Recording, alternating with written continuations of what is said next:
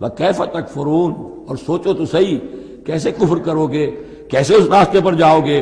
وَأَنْتُمْ تُتْلَىٰ عَلَيْكُمْ آیاتُ اللَّهِ، جبکہ تم پر اللہ کی آیات پڑھ کر سنائی جا رہی ہیں۔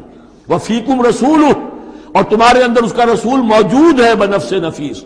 اس سے آپ اندازہ کیجئے کہ علماء یہود کا کتنا اثر تھا۔ اوس اور خزرج کے لوگ بڑے مرعوب تھے، چونکہ یہ ان پڑھ لوگ تھے، کوئی کتاب نہیں، کوئی شریعت نہیں، کوئی قانون نہیں۔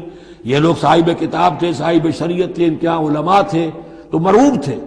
لہذا یہاں جو اوس اور خزرج کے لوگ اسلام لے آئے تھے، ان کے بارے میں اندیشہ ہوتا تھا کہ کہیں ان ساری ریشہ دوانیوں کا شکار نہ ہو جائیں۔ وَكَيْفَ تَكْفُرُونَ وَأَنْتُمْ تُتْلَىٰ عَلَيْكُمْ آیاتُ اللَّهِ وَفِيكُمْ رَسُولُهُ، کیسے کفر کرو گے تم جبکہ تمہیں اللہ کی آیات پڑھ کر سنائی جا رہی ہیں اور اللہ کے رسول تم میں موجود ہیں۔ وَمَن يَعْتَصِم بِاللَّهِ فَقَدْ هُدِيَ إِلَىٰ صِرَاطٍ مُسْتَقِيمٍ، اور جو اللہ سے چمٹ جائے اس کی ہدایت ہو گئی ہے صراط مستقیم کی طرف۔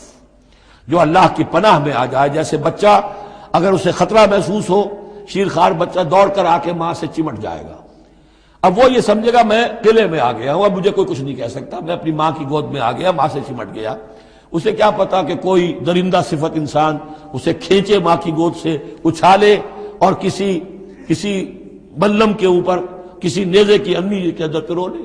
ایک بچہ یہ سمجھتا ہے کہ میں ماں کے پاس آ گیا تو بس میں اب پناہ میں ہوں۔